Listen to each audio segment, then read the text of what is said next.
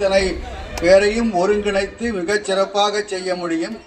அதே மாதிரி இந்த அரங்கத்தை நமக்கு மாதா மாதம் அங்கிருந்து கொண்டிருக்கின்ற ஐயா புதுக்கன் அவர்களையும் நான் மிகுந்த நன்றியோடு இங்கே நினைத்து பார்க்கிறேன்.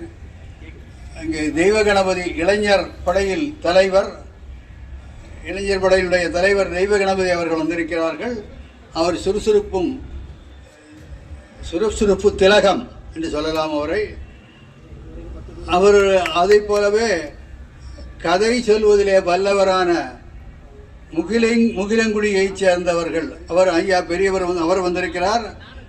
பத்மநாபன் அவர்கள், அவருடைய இனிமையான குரலுக்கு வசப்படாதவர் யாரும் கிடையாது. அத்தகைய இனிய குரலை படைத்து பலவித ராகங்களிலே பண்களை அமைக்கக்கூடிய சிறந்த நல்லவர். அதை போலவே செல்லையா அவர்கள் வெண்பாக்களையும் கட்டளை கலைத்துறையும் இயற்றுவதிலே வல்லவர் நல்லவர்.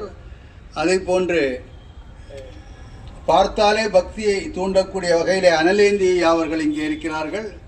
சந்திரசேகரன் அவருடைய கவிதைகளுடைய வரிகளை கேட்பதற்கு நம்ம கொடுத்து வைத்திருக்க வேண்டும். ரொம்ப சிறப்பான கவிதைகளாக இருக்கும், சிந்தையை தூண்டுகின்ற கவிதைகளாக இருக்கும். ஐயா பேருக்கு எனக்கு ஞாபகம் வரல. கல்யாணராமன் அவர்கள் நிறைய முறை பார்த்திருக்கிறோம். கொஞ்சம் வயசாகி ஜாஸ்தியா கொஞ்சம் பேர்களை மறந்து விடுகிறேன். அந்த இதில் அவர்களையும் வருக என்று வரவேற்கிறேன்.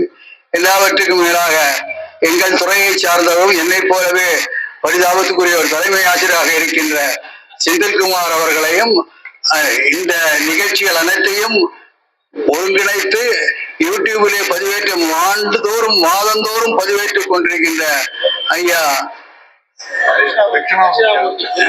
தட்சிணாமூர்த்தி ஐயா அவர் பொறியாளர் அவர்களையும் எல்லாவற்றுக்கும் மேலாக திருவையாறிலே பிறந்து எனக்கு அவரை மறக்கவே முடியாது. திருவையாறுக்கு போயிருந்தப்போ எனக்கு 2 விதமான அல்வாக்களை வாங்கி கொடுத்து அந்த இடத்திலே என்னை சிறப்பு செய்தவர் ஐயா ராஜு அவர்களையும் அவர் அந்தமானிலே கலக்கியவர், அந்தமானே தன் கைக்குள் வைத்திருந்தவர். அப்படிப்பட்ட பெரியவர். அவரையும் அத்துணை பேரையும் இனி வரவே இருக்கிறவர்களுக்கும் இந்த நெறியாளை என்ற முறையிலே ஒரு நிகழ்ச்சி சிறப்பை கூறிக்கொண்டு இப்பொழுது வரவேற்பு தமிழ்த்தாய் வாழ்த்து பேசுவதற்கு அனைவரையும் ஒன்றாகனேன். நீராறும் கடலுடுத்த நிலமடந்த எழிலொழுகும் சீராறும் வதனமென திகழ்வரத கண்டமிதில் எக்கணமும் அது சிறந்த திராவிடனல் திருநாடும் தக்க சிறிய பிறையுடலும் தரித்தனரும் திலகமுமே அத்திலக வாசனை போல துலகும் இன்பமுற எத்திசையும் புகழ் மணக்க இருந்த பெரும் தமிழனங்கே உன் சீரிழமை திறமியந்து செயல் மறந்து வாழ்த்துதுமே வாழ்த்துதுமே வாழ்த்துதுமே. அடுத்து வரவேற்புரை நிகழ்த்த தமிழிலே மூத்த கவிஞர், முதுகலை ஆசிரியர் ஐயா கவிஞர் தெய்வ கணபதி அவர்களை அன்போடு வரவேற்கின்றேன்.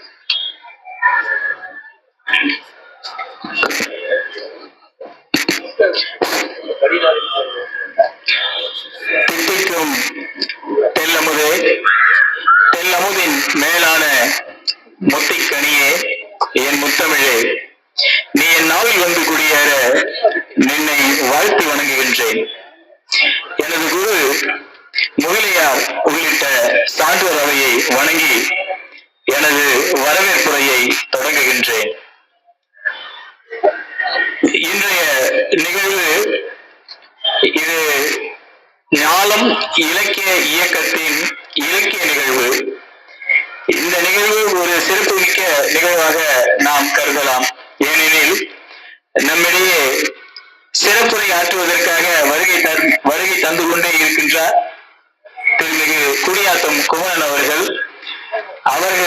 தொல்காப்பியத்திலிருந்து ஒரு அற்புதமான தலைப்பை கையில் எடுத்துக்கொண்டு தொல்காப்பியத்தின் நுழைவு வாயில் என்கின்ற தலைப்பில் உரையாற்ற இருக்கின்றார். ஏன் இதை நான் சிறப்பு என்று சொன்னேன் என்று சொன்னால், தமிழிலே கிடைத்திருக்கக்கூடிய நூல்களில் மிகவும் பழமையான நூல் தொல்காப்பியம் என்று நாம் சொல்லலாம். இது ஞாலம் என்பது உலகத்தை குறிக்கிறது. உலகத்தின் முதல் மொழியாம் தமிழ் மொழி. அந்த தமிழ் மொழிக்கு முதல் நூலாம் தொல்காப்பியம் என்ற வகையிலே முன்னாடியே பல நூல்கள் இருக்குன்னு சொல்றாங்க. ஆனா கிடைத்த நூல்களில் முதல் நூலாக இருக்கக்கூடிய தொல்காப்பிய இலக்கண நூலுக்கு அழகான நுழைவு வாயில் என்கின்ற தலைப்பிலே உரை நிகழ்த்த வர இருக்கின்றார். அதனால் இந்த நிகழ்வு இன்னும் இரட்டிப்பு மடங்கு மகிழ்ச்சியை தரும் என நம்புகின்றேன். இந்த நிகழ்வுக்கு தலைமை தாங்கி சிறப்பு செய்ய வருகை இருந்திருக்கும் ஞாலம் இலக்கிய இயக்கத்தின் கவிமாமணி, மரபு கவி வேந்தர், வெண்பா வேந்தர்னு கூட சொல்லலாம். ஏன்னா நிறைய வெண்பாக்களை எழுதி நூல்களா வெளியிட்டிருக்கிறாரு. திருமிகு லிங்கராஜா ஐயா அவர்களை உங்கள் அனைவரின் கரவொலியோடும் பெருமகிழ்வோடும் இந்த நிகழ்வுக்கு வருக வருக என்று அன்போடு வரவேற்கின்றேன். இன்றைய நிகழ்வுக்கு முன்னிலை வகிப்பதற்காக வருகை தந்து கொண்டிருக்கும் தமிழ் தொண்டர் ஆவே செல்லப்பேரண்டி ஐயா அவர்களையும் இந்த இடத்தை நமக்கெல்லாம் வழங்கி ஞானம் இலக்கிய நிகழ்வு நடைபெறுவதற்கு உறுதுணையாக இருந்து வருகின்ற லயன் பி புதுக்கன் ஐயா அவர்களையும் உங்கள் அனைவரின் கரவொலியோடும் பெருமொழியோடும் வருக வருக என்று அன்போடு வரவேற்கின்றேன்.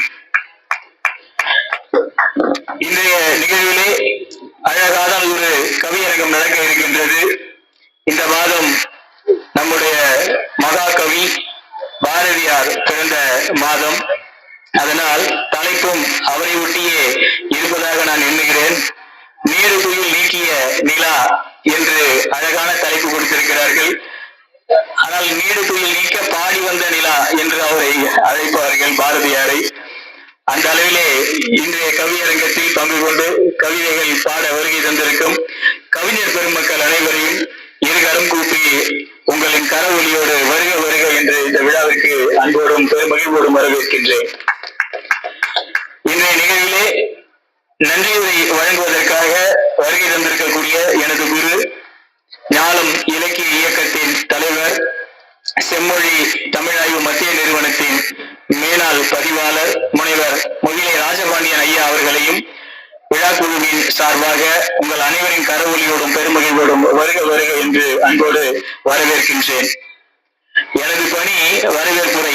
ஆனால் எனது பணியை எனக்கு முன்பாகவே ஒருவர் விடாமல் அட்டெண்டன்ஸ் எடுத்து வரவேற்ற இன்றைய நிகழ்வினை அழகாக ஒருங்கிணைப்பு செய்து கொண்டிருக்கக்கூடிய எங்களுடைய தந்தை, அரசு மேல்நிலைப் பள்ளியின் பணி நிறைவு பெற்ற தலைமை ஆசிரியர் கவிஞர் ஹரி கோபாலகிருஷ்ணன் ஐயா அவர்களை உங்கள் அனைவரின் கரவொலியோடும் பெருமகிழ்வோடும் வருக வருக என்று அன்போடு வரவேற்கின்றேன். இன்றைய நிகழ்வு மேன்மேலும் சிறக்க எனது வாழ்த்தையும் வணக்கத்தையும் சொல்லிக்கொண்டு நல்லதொரு வரவேற்புரை வழங்கிய ஞானம் இலக்கிய இயக்கத்திற்கு மகிழ்ச்சியையும் நன்றியையும் தெரிவித்து அமைகின்றேன். வணக்கம்.